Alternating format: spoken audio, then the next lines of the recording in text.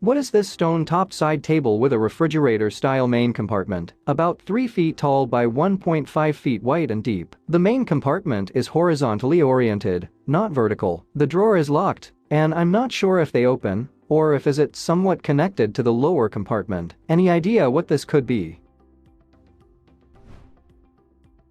It's a Victorian chamber pot side table dating to the end of the 19th century. The purpose of making the compartment ceramic is so it's easy to clean if you spill when putting the pot away. And also it's as airtight as possible and won't let the smell out during the rest of the night. The rest of the table functions as a normal nightstand. What is this ceramic glazed block? It measures 8 by 10 inches. 1/4 of an inch thick, and weighs 2 pounds. It has 1 centimeter markings, measuring 18 centimeters in the upper center of the block. It has markings that look like burns and scratches. I found it in the high school teacher's supply room. What is it?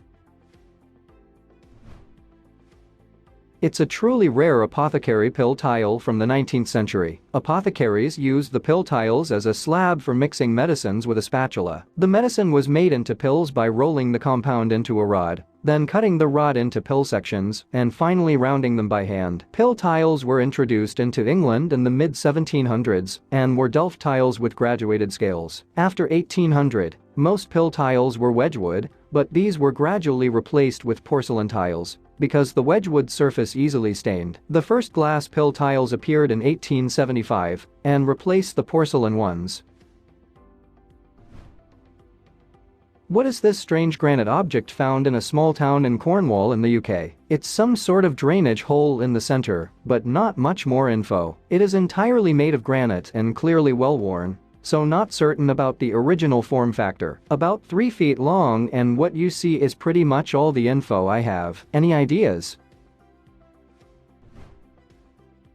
That's a medieval stone coffin fragment converted into a water trough. It seems to taper towards the leg end, which makes me think it's a reused coffin. The round carved bead at the top is the head end. Stone coffins are often reused in later periods as troughs and building materials. I'm an archaeologist and have dug a few up over the years. They're often made size-wise to fit an individual, so could have been originally for a smaller male, smaller female, or an infant. When we have to do investigations in graveyards, often there are many graves cutting through earlier ones. Say for instance in the 18th century, diggers were opening a new grave for someone and came across a stone coffin in the way. Stone coffins are dug up, bones given to the priest for reburial, and the stone coffin is removed and used in a nearby building. What is this spoon design with a man and a woman holding corn, an angel, and a naked woman on a bird? Around 7 inches long and 2 inches wide. I found it in a very old house in the Netherlands, probably 100+ years old. Is it a random design for a spoon, or does it represent anything? It's an 18th century wedding spoon. I believe them to be from Rheinzen of Germany. They are usually sold in sets of 3, and folklore has it that suitors would give their girl one when they became engaged, and presumably one when they married. I'm not sure about the third. The man and woman on the top would be the bride and groom holding corn sheaves to indicate fertility and prosperity. The bird is a stork on the chimney, used in parts of Germany and France to represent newborn children. Just above is the woman under an apple tree, another symbol of fertility. What is this gold nailer spike embedded in wood, washed ashore in the Gulf of Mexico? There's nothing written on it. The metal detector picks it up. It will give 3 readings, low, mid and high, and it pings on high. Any ideas to help understand what this is maybe from? Given the location it was found, I'm pretty sure it is a bronze or brass ship spike from the early 18th to 19th centuries. They were driven through the shipboards, and then the inside point was flattened over to secure the spike. It is probably made of a brass alloy called Muntz metal, also known as yellow metal. It's an alpha-beta brass alloy made of approximately 60% copper, 40% zinc, and a trace of iron. It is named after George Frederick Muntz, a metal roller of Birmingham, England, who commercialized the alloy following his patent of 1832.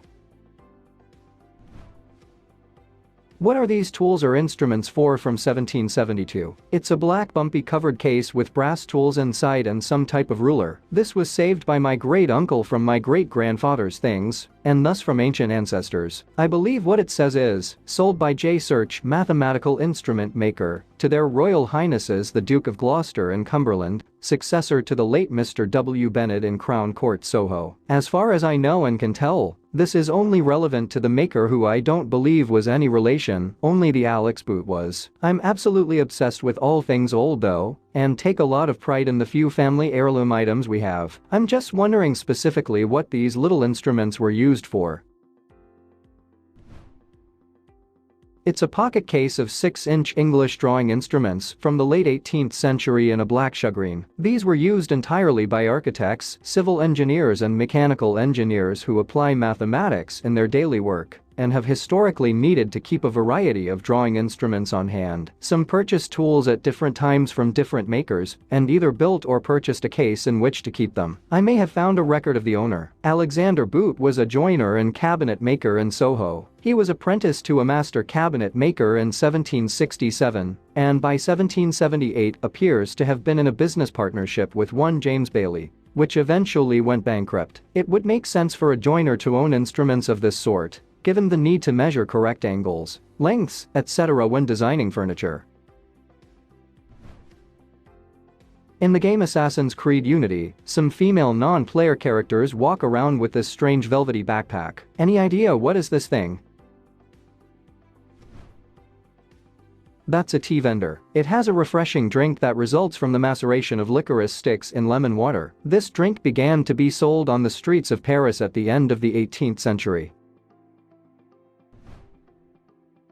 What are these apple-shaped glass containers hanging from a wooden structure, with the candle-like thing in the middle of a dish? One glass container is filled with a blue liquid, another has blue powder, and the other two are empty. It is pretty lightweight and about 8 to 10 inches tall. It was found at an estate sale in the garage. Any ideas? It's an 18th century cobbler's lamp. Many years ago, shoemakers used candle-powered lamps like these when working at night before gas or electric lights. A candle or lamp goes in the center, and the 4 water-filled glass balls collect and intensify the light and make a pleasing glow.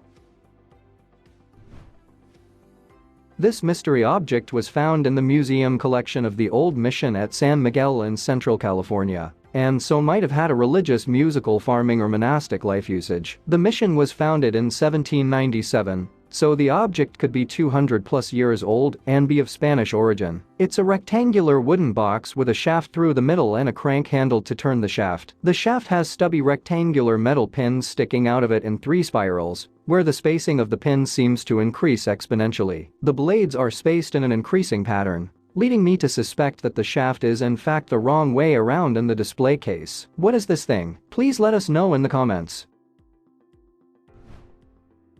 Thanks for watching. Let's make life fun.